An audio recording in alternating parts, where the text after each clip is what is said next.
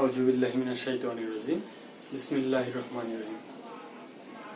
সুপ্রিয় শিক্ষার্থী বন্ধুরা, কেমন আছো সবাই? আশা করি যে যেখানে আছো ভালো আছো এবং সুস্থ আছো। বন্ধুরা, আমি তোমাদের মুশফিক স্যার অর্থনীতি ক্লাস নেয়ার জন্য তোমাদের সামনে উপস্থিত হয়েছি। বন্ধুরা, আজকে আমি ক্লাস নিব অর্থনীতির প্রথম বর্ষ দ্বিতীয় অধ্যায় ভোক্তা ও উৎপাদনের আচরণ, এই অধ্যায় থেকে। বন্ধুরা, এখানে দেখো একটা সমীকরণ দেয়া আছে, QD ইকুয়াল 24 মাইনাস 3P এবং QS ইকুয়াল মাইনাস 6 যোগ 3P। অর্থাৎ এটা হচ্ছে QD অর্থাৎ ডিমান্ড ইকুয়েশন, আর QS হচ্ছে সাপ্লাই ইকুয়েশন অর্থাৎ চাহিদা সমীকরণ এবং যোগান সমীকরণ। বন্ধুরা, এখানে একটা বিষয় দেখো যে আমাদের যে অধ্যায়টা আমরা শুরু করেছি, একটা হচ্ছে বিষয়টা দেখো, একটা হচ্ছে ভোক্তার বিষয় আর একটা হচ্ছে উৎপাদকের বিষয়। ভোক্তা কারা এটা আগে জানতে হবে। ভোক্তা বলতে আমরা যারা বাজারে গিয়ে কোনো দ্রব্য ক্রয় করি তাদেরকেই বলা হয় ক্রেতা। আর এই ক্রয়কৃত দ্রব্যটা নিয়ে এসে আমরাই ভোগ করতেছি, তাহলে যারা ক্রেতা তারাই ভোক্তা। বিষয়টা ক্লিয়ার? আর ক্রেতা যারা, তারাই কি করতেছে? চাহিদা সৃষ্টি করতেছে, অর্থাৎ ডিমান্ড ক্রিয়েট করতেছে। বাজারে কিসের সৃষ্টি করতেছে? ডিমান্ড ক্রিয়েট করতেছে। অর্থাৎ ভোক্তার কাজ হচ্ছে ডিমান্ড ক্রিয়েট করা। That means QD। QD মানে হচ্ছে ডিমান্ড, অর্থাৎ ডিমান্ড ইকুয়েশনের কথা বলা হচ্ছে এটা। 2 নম্বর বলা হচ্ছে উৎপাদক। উৎপাদক কারা? যারা দ্রব্য উৎপাদন করে আমাদের জন্য কি করে? সরবরাহ করে। অর্থাৎ আমাদের চাহিদার যোগান দেওয়ার জন্য যে লোকগুলো বা যে প্রতিষ্ঠানগুলো উৎপাদন কার্যক্রম সম্পূর্ণ করে এবং বিপণন কার্যক্রম পর্যন্ত অর্থাৎ আমাদের হাতে তুলে দেওয়া পর্যন্ত কার্যক্রম পরিচালনা করে, তাদেরকে বলা হয় উৎপাদক। অর্থাৎ আমাদের চাহিদার উপর ভিত্তি করে যারা যোগান সরবরাহ করে তাদেরকেই বলা হচ্ছে উৎপাদক। যেমন QS অর্থাৎ সাপ্লাই। সাপ্লাই হচ্ছে একটা ইকুয়েশন মাইনাস 6 যোগ 3P। অর্থাৎ একটা বাজারে ক্রেতা এবং বিক্রেতা উভয়ই কি করে? দর কষাকষির মাধ্যমে একটা দ্রব্যের দাম নির্ধারণ করে দেয়। কিভাবে দ্রব্যের দাম? আমি বাজারে গিয়ে আমার চাহিদা সৃষ্টি করলাম যে আমার 5 কেজি চালের দরকার। তখন দোকানদার বলল যে ঠিক আছে, 5 কেজি চাল নেবেন, 5 কেজি চালের প্রত্যেক কেজির মূল্য 50 টাকা করে। তাহলে আমি যদি ওই দাম দিতে রাজি থাকি তাহলে উক্ত ব্যক্তি কি করবে? দোকানদার কি করবে? চালটা আমাকে মেপে দিবে।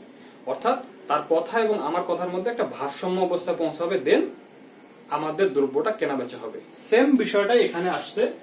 QD এবং QS চাহিদা এবং যোগানের একটা সমীকরণ। এই সমীকরণ থেকে বলতেছে যে একটা ভারসাম্য দাম, অর্থাৎ ওই যে 50 টাকা চাইলো, আমি 50 টাকা দিতে চাই কিনা। আমি বললাম যে না ভাই 48 টাকা দিব, দোকানদার বললো না ভাই 49 টাকা হলে দিব। শেষমেশ 49 টাকায় আমাদের কি হয়ে গেল? দাম নির্ধারণ হয়ে গেল। সেম এরকম প্রথম প্রশ্নটা বলা হচ্ছে যে উদ্দীপক থেকে কলমের ভারসাম্য দাম ও পরিমাণ নির্ণয় করো। তাহলে বন্ধুরা আমরা চলে আসি। তাহলে ভারসাম্য অবস্থা বলতে বোঝাচ্ছে কি? দুটা সমান সমান অবস্থান। তাহলে আমরা এখান থেকে শুরু করব।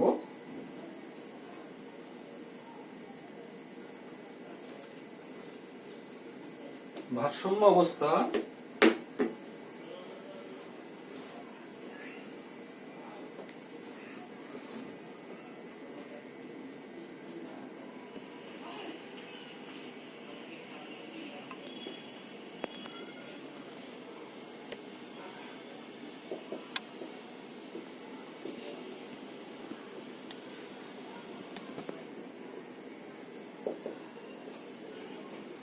চাহিদা সমীকরণ ইকুয়াল প্লাস যোগান, এখানে ইকুয়াল হবে চাহিদা সমীকরণ ইকুয়াল যোগান সমীকরণ। অর্থাৎ চাহিদা সমীকরণ কি? QD equal QS। জাস্ট আমরা কি করলাম? চাহিদা এবং যোগানের সমীকরণ নিয়ে নিলাম। এখন আমরা কি করব? জাস্ট শুধু মানটা বসাই দিব। মানটা বসাই দিলে আমরা কি পাবো? দাম নির্ধারণ করতে পারবো। তাহলে কি আছে? 24 minus 3p equal minus 6 যোগ 3p বা minus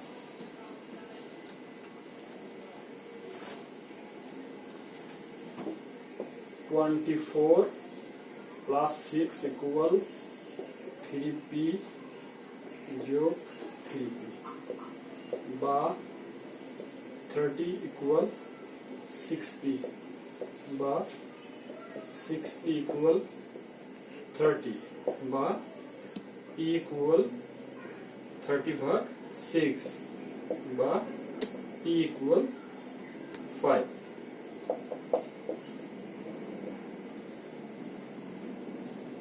বন্ধুরা দেখো আমরা কি করলাম, জাস্ট কি করলাম, অঙ্কটাকে অর্থাৎ মানটাকে বসিয়ে দিলাম। মান কি, কিউ এর মান, কিউডি এর মান এবং কিউএস এর মান। কিউডি ইকুয়াল কিউএস, কিউডি কত 24 মাইনাস 3p ইকুয়াল কিউএস কত -6 যোগ 3p। জাস্ট এটাকে কি করেছি, আমি মানটা বসিয়ে দিয়েছি। বসিয়ে দেওয়ার পরে এখানে কি সংখ্যা 24, 24 এখানে কত আছে 6, এটাকে কি করেছি বাম সাইডে নিয়ে এসেছি।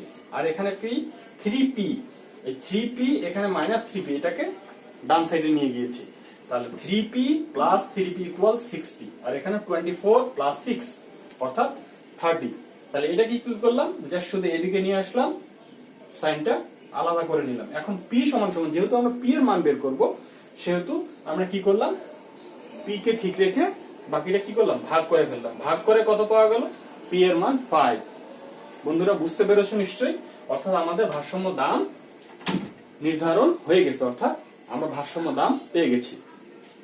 এতটুকু ক্লিয়ার কিনা, কারো কোনো অসুবিধা হওয়ার কথা না যে আমরা ভারসাম্য দাম 5 টাকা পেয়ে গেছি। এখন আমরা কি করব, ভারসাম্য পরিমাণ নির্ণয় করব। বন্ধুরা এখন আমরা কি করব, ভারসাম্য পরিমাণ। তাহলে এটা এখানে লিখে রাখি, p প্রাইম সমান সমান 5 অর্থাৎ ভারসাম্য দাম। ক্লিয়ার? এখন আমরা কি করব, ভারসাম্য পরিমাণ। তাহলে ভারসাম্য পরিমাণ কিভাবে নির্ণয় করব, এই যে ইকুয়েশনটা আছে কিউডি এবং কিউএস, আমরা দুটোতে মানটা বসিয়ে দেখব যে দুটোই সমান হচ্ছে কিনা। অর্থাৎ আমি যে 5 কেজি চাল কিনবো 5 কেজি পরিমাণ ঠিক হচ্ছে কিনা। তাহলে দেখো বন্ধুরা, এখন আমরা যে মানটা পেয়েছি মানটা এখানে বসিয়ে দেখব এবং এখানে বসিয়ে দেখব যে মানটা ঠিক আসে কিনা। তো বন্ধুরা এখন দেখো যে এখানে কি লিখবো, পি এর মান কিউডি এবং কিউএস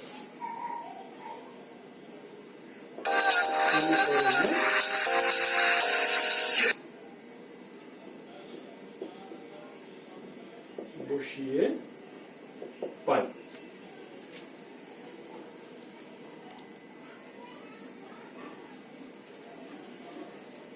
বন্ধুরা পি এর মান কি করব, কিউডি এবং কিউএস সমীকরণে বসাবো।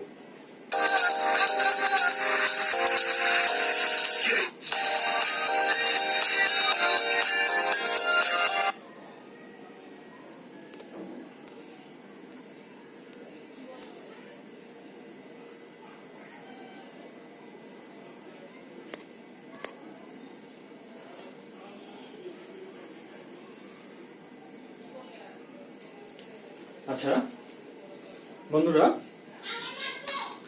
এখন কি করব, মান বসিয়ে দেব। মান কিভাবে বসাবো, QD equal 24 minus 3p equal 24 minus 3 গুণন 5 ইকুয়াল 24 মাইনাস 15 ইকুয়াল 9। আমরা চাহিদার মান পরিমাণটা পেয়ে গেলাম, অর্থাৎ 9 একক। এখন দেখবো কিউএস ইকুয়াল -6 যোগ 3p ইকুয়াল মাইনাস 6 যোগ 3 ইন্টু পি এর মান 5 ইকুয়াল মাইনাস 6 যোগ 15 ইকুয়াল 50।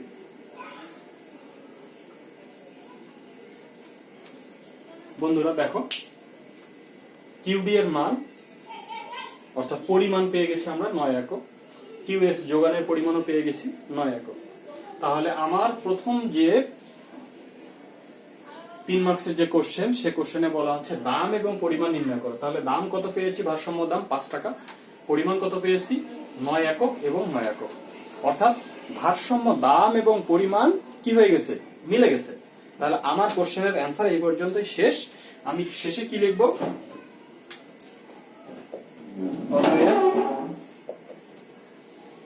ভারসাম্য দাম পি প্রাইম ইকুয়াল 5 টাকা, ভারসাম্য পরিমাণ কিউডি ইকুয়াল কিউএস ইকুয়াল 9 একক। এ পর্যন্ত লিখলে আমার 3 মার্কসের কোশ্চেন ইজিলি কমপ্লিট। অর্থাৎ এতটুকুই যদি আমি লিখি তাহলে 3 এর মধ্যে 3 পেয়ে যাব। নিশ্চয়ই বন্ধুরা বুঝতে পেরেছো।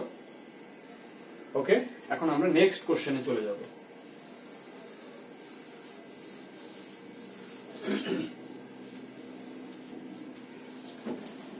নেক্সট কোশ্চেন বলতেছে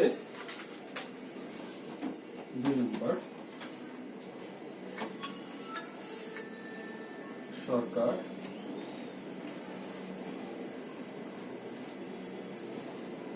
কলমের দাম 4 টাকা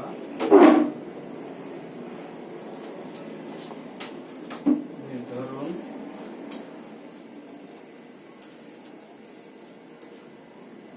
করে দিলে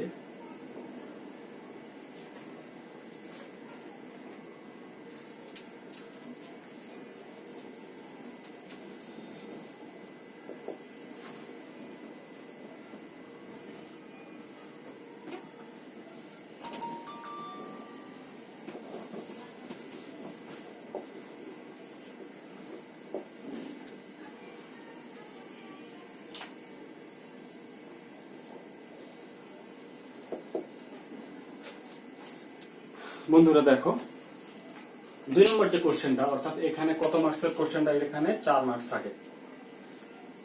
সরকার কলমের দাম, এই ইকুয়েশন থেকে কোশ্চেনটা করা হচ্ছে উদ্দীপক থেকে। সরকার কলমের দাম 4 টাকা নির্ধারণ করে দিলে চিত্রে কলমের চাহিদা এবং যোগানের পরিস্থিতি বিশ্লেষণ করো। অর্থাৎ একটু আগে আমরা যে অঙ্কটা শিখলাম, অর্থাৎ আমরা যদি ওই জিনিসটাকে কলম ধরে চিন্তা করি, যেমন চালের কথা বলেছিলাম, কলমের দাম ধরে যদি চিন্তা করি, যদি কলমের দাম 5 টাকা ভারসাম্য দাম হয়, এখন সরকার ওই 5 টাকা থেকে এখন কি করলো, যে 4 টাকায় নামিয়ে দিল, যে কলমের দাম এখন 4 টাকা নির্ধারণ করে দিলে পরিস্থিতি কি হবে। তাহলে বন্ধুরা দেখো যে তোমার এবং আমার, ভোক্তা এবং উৎপাদকের দর কষাকষির মাধ্যমে কি হলো, একটা দাম নির্ধারণ হয়ে গেল যে 5 টাকা। ভোক্তাও খুশি, উৎপাদকও খুশি। যে ভোক্তার কাজ হচ্ছে সবসময় কম দামে দ্রব্য ক্রয় করা, উৎপাদকের কাজ হচ্ছে সবসময় বেশি দামে দ্রব্য বিক্রি করা। তাহলে উভয়ের মধ্যে কি হয়ে গেল, নেগোসিয়েশনের মাধ্যমে দ্রব্যটা বিক্রি হয়ে গেল। এখন সরকার করলো কি, ওই দ্রব্যটার দাম কি করলো, 4 টাকা নির্ধারণ করে দিল। 4 টাকা নির্ধারণ করে দেওয়াতে কি হবে, চাহিদা বেশি হবে। যে আমি যে দ্রব্যটা 5 টাকায় কিনতে পারতাম সেটা এখন 4 টাকায় পাওয়া যাচ্ছে, এই কলমটা 4 টাকায় পাওয়া যাচ্ছে। তাহলে এই দ্রব্যটা আমি একটার জায়গায় 2টা কেনার চেষ্টা করব। তাহলে এরকম আমার মতো যদি সবাই একটার জায়গায় 2টা করে কেনার চেষ্টা করে, তাহলে কি হবে, এই দ্রব্যের চাহিদাটা অনেক গুণ বেড়ে যাবে। অপরদিকে যারা উৎপাদক আছে তারা কি করবে, যে আগে আমি 5 টাকায় দ্রব্যটা বিক্রি করতাম, এখন 4 টাকায় বিক্রি করতেছি, এখন আমি তত পরিমাণ আমার চাহিদা, উৎপাদকের চাহিদা অনুপাতে উৎপাদন করব না, আগের মতোই উৎপাদন করব, অথবা এর থেকে কম উৎপাদন করব।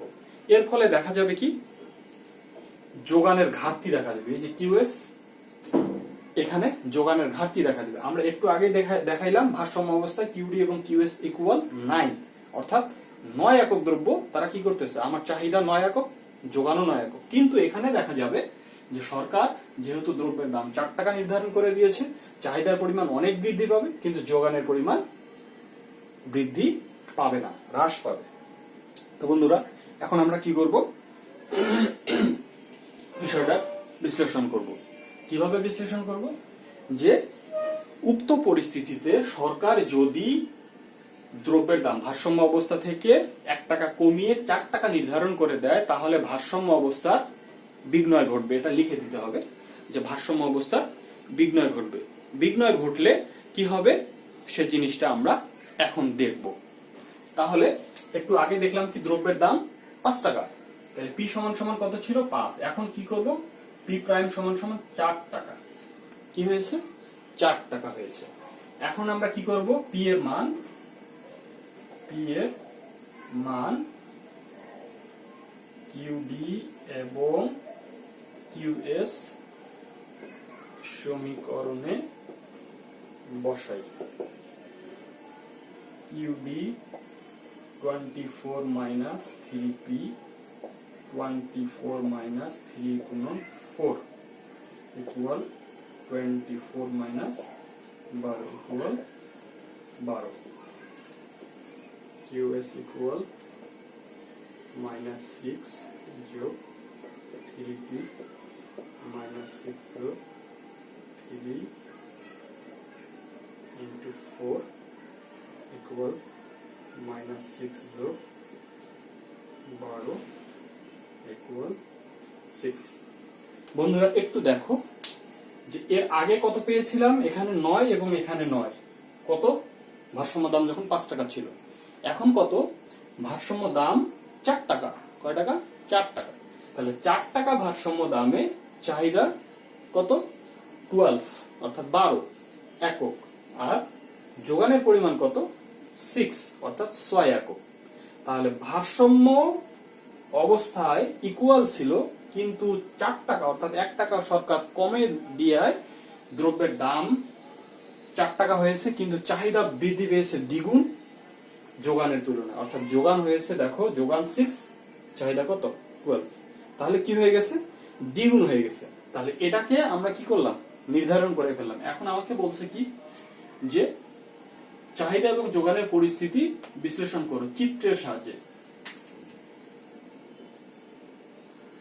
চিত্রের সাহায্যে বন্ধুরা দেখো নির্ধারণ করে দিলে চিত্রে কলমের চাহিদা এবং যোগানের পরিস্থিতি বিশ্লেষণ করো। অর্থাৎ চিত্র একটা আর্ট করতে হবে। চিত্র আর্ট করে আমাকে দেখাতে হবে যে এই পরিস্থিতিটা কেমন হয়েছে, ঘাটতি না কেমন।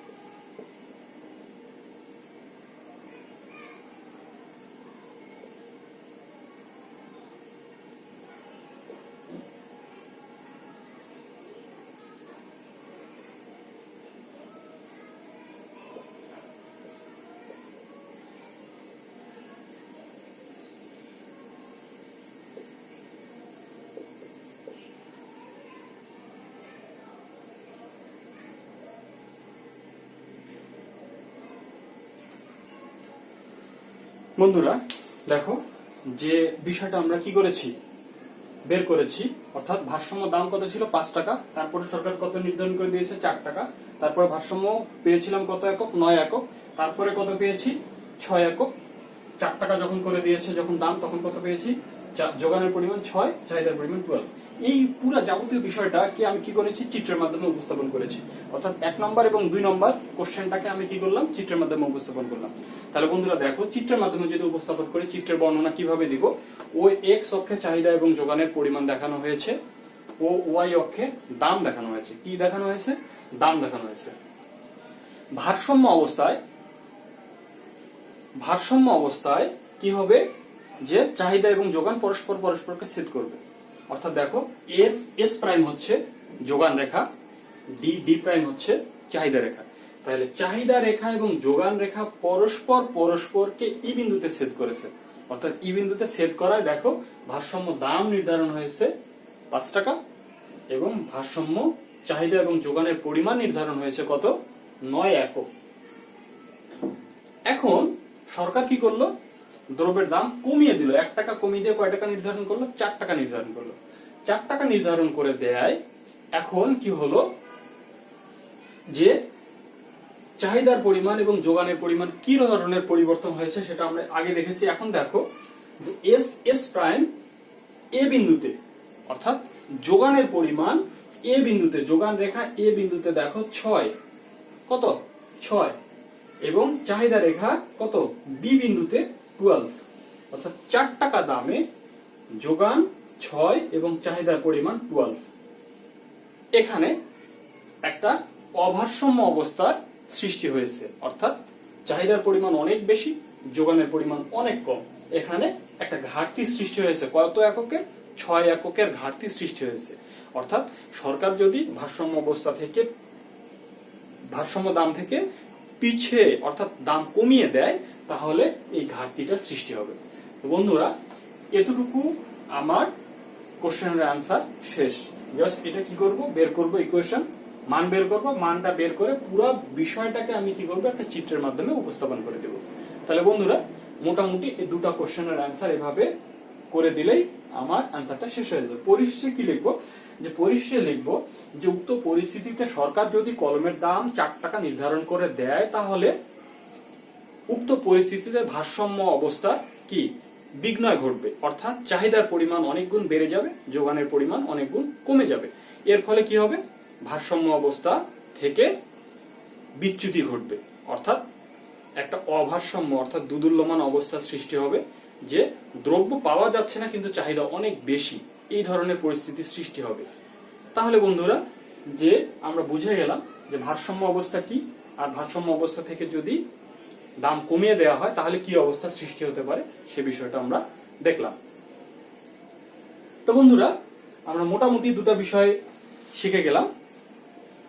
এখন আমরা দেখব আর একটা বিষয়।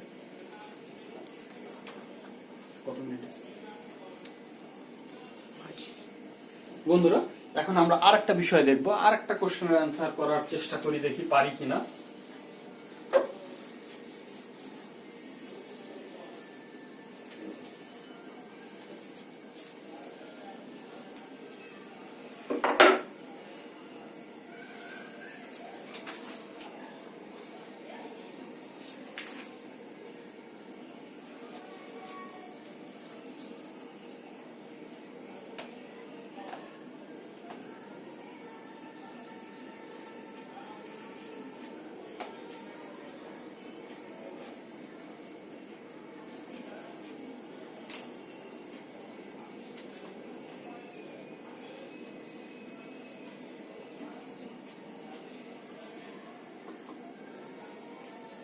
বন্ধুরা, এটা একটা চাহিদার সমীকরণ। এই সমীকরণ থেকে বলতেছে যে চাহিদার সূচি তৈরি করো।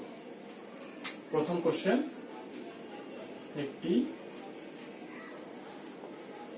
চাহিদা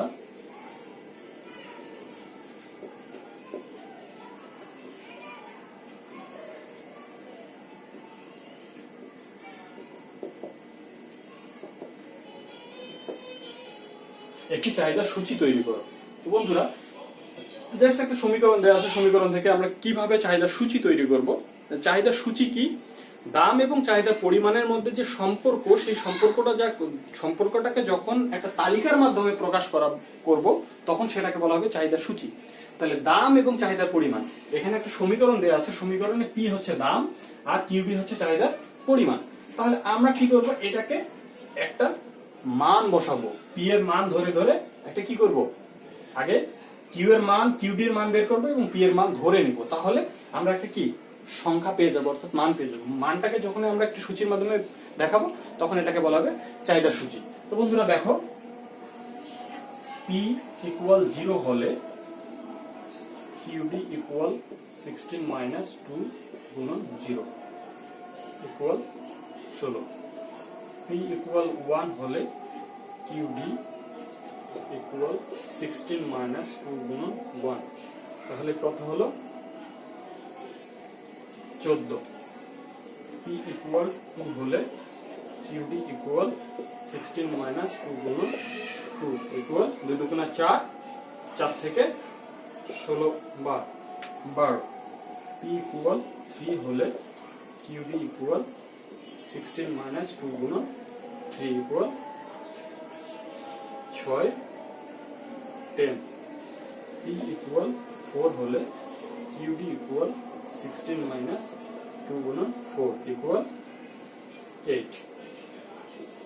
বন্ধুরা দেখো, এখানে আমরা কি পেয়েছি? পি এর মান পেয়েছি, এখানে কিউডি এর মান পেয়েছি। অর্থাৎ আমার যে দুটার দরকার, চাহিদা এবং যোগানের পরিমাণ, এই দুটা যদি আমার জানা থাকে, তাহলে চাহিদা এবং যোগানের পরিমাণ যখন কোনো সূচির মাধ্যমে দেখানো হবে তাহলে তাকে বলা হবে চাহিদা সূচি। তাহলে বন্ধুরা আমাদের চাহিদা সূচি তৈরি করতে বলেছে, তাহলে চাহিদা সূচি আমরা কিভাবে তৈরি করব? এভাবে তৈরি করব, এভাবে একটা ছক তৈরি করব। এই দিকে কি দিব? দাম, আর এই দিব পরিমাণ। তাহলে দাম কত? 0, তারপরে কত? 1, তারপরে কত? 2, 3, 4। তাহলে 1 এ 0 তে 16, 14, 12, 10 এবং 8। তাহলে বন্ধুরা হয়ে গেল আমাদের চাহিদা সূচি।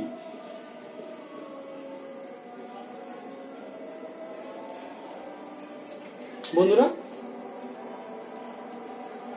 আমাদের চাহিদা সূচি হয়ে গেল। অর্থাৎ কি করলাম? পি এর মান বের করলাম, পি এর মান ধরে নিলাম, পি এর মান ধরে নিয়ে কিউডি এর মান বের করে ফেললাম। তাহলে কি হয়ে গেল? চাহিদা সূচি হয়ে গেল। তাহলে চাহিদা সূচিতে কি করলাম? একদিকে দাম, একদিকে পরিমাণ বসিয়ে দিলাম, বসিয়ে দিলে চাহিদা সূচি তৈরি হয়ে গেল। আমার কোশ্চেনের অ্যান্সার এই পর্যন্তই শেষ। ঠিক আছে? তাহলে এটাকে যদি বলে যে চিত্রের মাধ্যমে উপস্থাপন করো, তাহলে চিত্রের মাধ্যমে জাস্ট এটাকে কি করবো? চিত্রের মাধ্যমে দেখিয়ে দেবো। তাহলে মানে আর একটা কোশ্চেনের অ্যান্সার তাহলে আরো তোমরা করতে পারবা।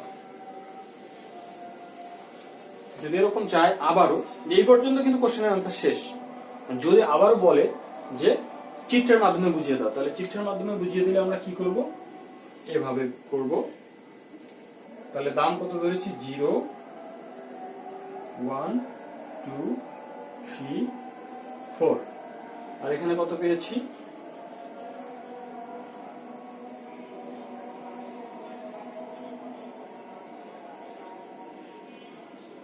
2, 4, 6, 8, 10, 12, 14, 16। তাহলে যখন 0 তখন কত? 16, তখন 16। যখন কত? 1 তখন কত? 14।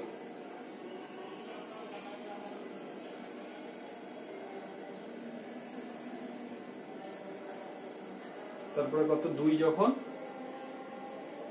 তখন 12। যখন 3 তখন 10। যখন 4 তখন কত? 8।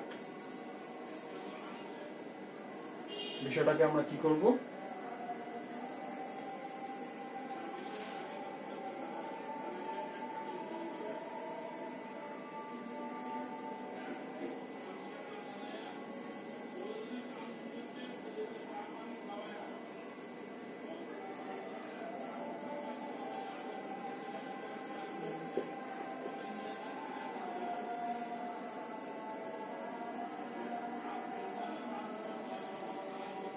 বন্ধুরা দেখো, এ বি সি এবং ডি, এই হচ্ছে চাহিদা রেখা। অর্থাৎ এটা থেকে আমরা কি করলাম? জাস্ট চিত্র উপস্থাপন করলাম। তাহলে বর্ণনা যদি দিতে চাই, ওই এক্স অক্ষে চাহিদার পরিমাণ,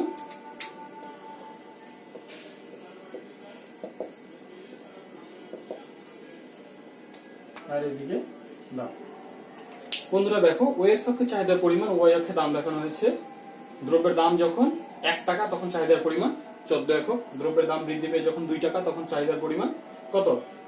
12 একক, দাম বৃদ্ধি পেয়ে যখন 3 টাকা তখন কত হয়েছে? 10 একক, যখন বৃদ্ধি পেয়ে 4 টাকা হয়েছে তখন 8 একক। অর্থাৎ মূল বিষয় হচ্ছে যে দ্রব্যের দাম যদি বৃদ্ধি পায়, তাহলে চাহিদার পরিমাণ কি হবে? কমে যাবে। আর দাম যদি কমে যায় চাহিদার পরিমাণ বৃদ্ধি পাবে। এই বিষয়টাই এখানে উপস্থাপন করা হয়েছে। তো বন্ধুরা, আজকে এ পর্যন্তই। ভালো থাকো, সুস্থ থাকো, নেক্সট ক্লাসে আবার দেখা হবে। আসসালামু আলাইকুম।